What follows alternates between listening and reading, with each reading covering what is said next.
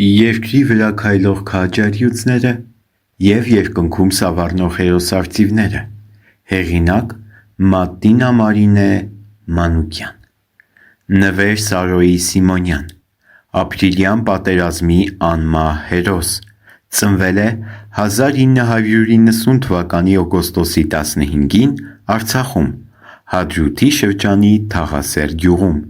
5 եղբայր, 1 քույր էին։ Մեծը նա էր։ Արցախյան ազատամարտի մասնակից, մեծ են հայրենասեր Սարոյի առաջնեկը, որ պիտի մեծանար ազատամարտի քոր պատմություններով,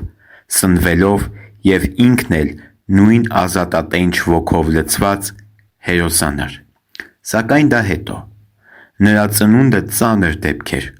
ու քանի որ պատերազմական տարիներ էին, զինվորական ամուսինն էլ դիրքերում էր, հակառակորդն էլ առիթը բաց չէր թողնում խաղաղ բնակչությանը սադրանքի ենթարկել, ճամփա փակել, քարեր նետել և այլն։ Ճանապարհի անվտանգության ու ապահովության համար մայրը՝ տիկին Շուշանը, բավականին ծանր վիճակում զինվորականների ուղեկցությամբ է Թաղասերից տեղափոխվել Հադրութի հիվանդանոց, որտեղ Ստեփանակերտից բժիշկներ էին եկել, ու նրանց մեծ ջանքերի շնորհիվ լույս աշխարհ է եկել մեր հերոսը։ Վերջիններս տիկին Շուշանին ասել են. «Ձեզ նվեր ենք տալիս», և բժիշկների այդ խոսքի հիման վրա փոքրիկին նվեր էլ անվանակոչել են։ Իսկ հայրը՝ Սարոն, վիրավորվեց ու հաշմվեց, սակայն ոգով մնաց անկոտրում ու նույն ոգով էլ դաստիարակեց ավագ որդուն՝ Նվերին, ապա մյուս զավակներին ևս, որ պիտի ուժեղ լինել, հայրենասեր և պաշտպանել կարողանալ հողը հայրենի։ Մեր հերոսը մեծացավ այդ դաստիարակությամբ, նա ժիր էր, կայտառ, աշխույժ, նաև ըստ բահի համեստ։ Հաճախել է գյուղի 8-ամյա դպրոցը, լավ էր սովորում։ Ուսուցիչները միշտ գովում էին։ Շատ ընկերասեր էր և ուներ լայն շրջապատ,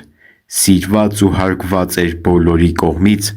ովքեր անգամ տարիներ անց են հիշում իրենց ընկերոջն ու այցելում նրա ընտանիքին։ 8-ամյակն ավարտելուց հետո օգնել է ծնողներին տան գործերում, իսկ երբ եկել է զորակոչի ժամանակը, մեծ սիրով ու պատասխանատվությամբ է զորակոչվել բանակ, քանզի երազում էր դառնալ հայոց բանակի զինվոր։ Նրա ներսում կար հզոր ուժ և ամենակարևորը՝ մեծ սեր հայրենիքի հանդեպ։ Զորակոչվել է 2008 թվականին Արցախ, Մարտունի 3 զորամաս։ Ծառայում էր պատվով։ Ավագ սերժանտ էր, դիպուկահար, գնդացրորդ։ Զորացրվել է 2010 թվականին, սակայն զորացրվելուց հետո եղբոր Ազատի հետ որպես հատուկ ջոկատային ծառայության էր անցել պաշտպանության բանակում։ 2015 թվականի նոյեմբերի 4-ին նշանադրվել է իրենց համագյուղացի Զոյայի հետ։ Այդ օրը Զոյայի ծննդյան օրն էր, սակայն նպատակ ուներ տունը վերանորոգել ու նոր հարսանիք անել, բայց չհասցրեց։ 9 ամիս անց սկսվեց ապրիլյան պատերազմը։ Ասում են նշանածին այն աստիճան էր սիրում, որ նրան քնքշանքով Նապի էր ասում, այսինքն նապաստակ, երբեք նրան անունով չէր դիմում, որից հետո շատերն են սկսել նրան Նապի ասել։ Մայրը՝ հերոսածին տիկին Շուշանը, հուզված ասում է. «Տղաներիս համար հանգիստ էի և համոզված, որ իմ խիզախ ու ուժեղ տղաներին ոչինչ չի պատահի։ Միայն մեկ-մեկ ասում էի. «Նվեր ջան, թող արի էլի»։ Նա էլ թե. «Մամա ջան, բա ով պաշտպանի իմ հողը»։ Երբ սկսվեց ապրիլյան պատերազմը, նա արձակուրդի մեջ էր, բայց լսելով մարտական գործողությունների մասին, հենց առաջին օրը ապրիլի 2-ին առավոտ շուտ եղբոր Ազատի հետ շտապել է առաջնագիծ բայց մորը ոչինչ չեն ասել։ Ապրիլի 3-ին զանգել է տուն, նրա հետ խոսել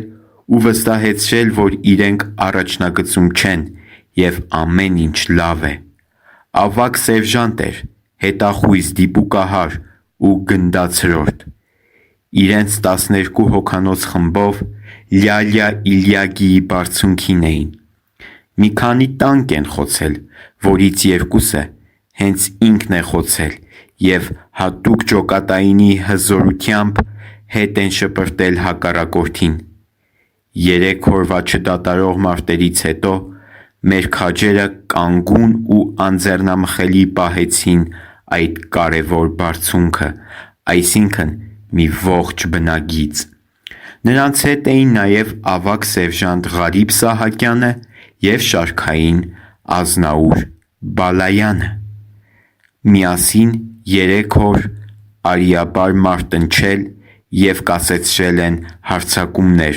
հզոր ոգով ու իրենց արագ տեղաշարժերով ճշգրիտ վարել մարտը։ Ապրիլի 4-ին նրանց առջև խնդիր էր դրված կասեցնել հակառակորդի առաջխաղացումը։ 20 տանկ, տասնյակ գրոհայիններ ու ականանետեր էին գալիս իրենց ուղղությամբ։ Մարտը թեժ էր, բայց մեր հերոսն իր անկոտրում ընկերներով մարտնչում էր, տենչալով վրեժ ու հաղթանակ։ Նրանք նման էին 3 հրացանակիրներին։ Նույնիսկ պատերազմն իրենց վրա չէր ազդում, որ ընկճվեին, կատակներ էին անում, հումոր պատմում, ծիծաղում և ձեռքի հետ էլ հակառակորդի տանկեր վնասազերծում, շարքից հանում, կարծես ամենօրյա գործողություն լիներ իրենց համար և ոչ թե պատերազմ, բայց հակառակորդի հրետանին չէր լռում։ Հանկարծ պայթյուն որոտաց, և 3 անբաժան ընկերները միասին էլ զոհվեցին այդ հարվածից։ Եվ 3-ն էլ հետմահու իրենց անձնուրաց խիզախության համար պարգևատրվել են Հայաստանի Հանրապետության Արիություն ու Արցախի Մարտական ծառայություն մեդալներով, փառք ու խոնարհում մեր հզորի ու նրա ընկերների հիշատակին։ Լացով պատմում է հերոսածին մայրը։ Ապրիլի 4-ն էր, ասացին նվերը վիրավոր է, չհավատացի, ինձ թվաց Ազատիս է բան եղել, նվերիս վրա վստահ էի, շատ անվախ էր, ուշաթափվել էի, երբ ուշքի եկա, տեսա տանը լիքը մարդ։ Հետո ասացին, որ նվերս չկա։ Նվերը 2 տանկ է խոցել և եղբորը Ազատին հրամայել նահանջել, քիչ անց վերջինս լսել է նվերի օգնություն կանչող ձայնը, շտապել է նրա մոտ, մտածելով, որ վիրավոր է ու չի պատկերացրել, որ հենց իր ձեռքերի մեջ հավերժանալու է։ Արցունքները պահած կոկորդում զինվորականին վայել զսպվածությամբ, բայց և հուզված պատմում է Ազատը։